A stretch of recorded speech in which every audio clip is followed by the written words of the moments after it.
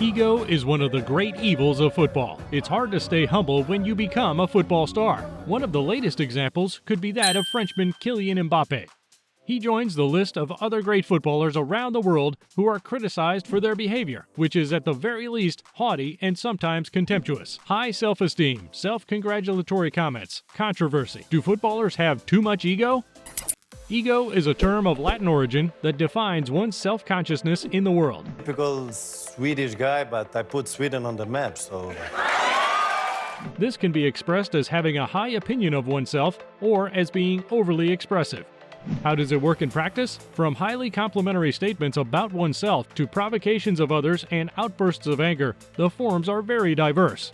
The typical example of ego that everyone knows is obviously the big head. Not quite literally, but more commonly the gloating that some players have. Imposing on the pitch, they are also imposing away from it, their obsessions being focused on their bodies or on the criticism leveled at them. In the case of Cristiano Ronaldo, as soon as his appearance is affected, he does not fail to react. After receiving a blow to the face, the Portuguese said, "In 4 or 5 days, I'll be handsome again." And that's all there is to it. In 2008, when he won his first Ballon d'Or, he declared, "I am the first, second, and third best player in the world," which earned him a few boos. One of the most edifying egos would be that of Cameroon's Samuel Eto'o. Typical, sometimes arrogant, he can quickly make himself heard, and to his delight, he loves it. When the media wanted to compare him to Zlatan Ibrahimovic, it was a big mistake. The Cameroonian cut short the statements, reminding them it was about him. The Swede could have said the same. Eto'o is unflappable, and above all, he does not hesitate to attack some of the biggest names in football. His former coach at Chelsea, Jose Mourinho,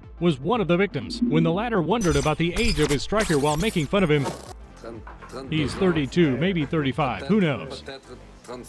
Eto'o simply replied, "I am Samuel Eto'o." In short, a well-rounded player who was not afraid to say what he thinks, even if it means upsetting people who have a character and an ego just as strong. Another style, but just as crisp, Zlatan Ibrahimovic, the man without limits, alias God, never stops with his outings, each one more comical than the preceding one. In Paris, he set the tone from the outset by declaring during his official presentation that he did not know the League One, but that it sure knew who he was. A sentence that unleashed passions and was only the beginning of a long series. He had also said, "I conquered Europe like Napoleon." That sets the man apart. All the same, coming from an old-school generation, Zlatan and his companions prove that ego is not just a generational issue. It is actually illustrated through the great players. Resourceful, judged to be a football prodigy, he was quickly thrust into the limelight. Yes, he is indeed Kylian Mbappe. Eager for responsibility, he is accused of wanting to do too much, of wanting to take the place of others, of constantly wanting to be the hero. The most convincing example is that of France's elimination in the 8th of the Euro 2020 final, where Mbappe, designated as the 5th shooter,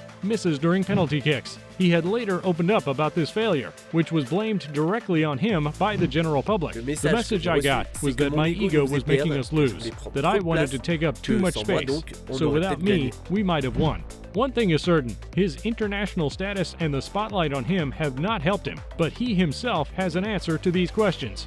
For people, ego is not just about letting a friend take a penalty or getting a better salary than a rival player. It is not just that.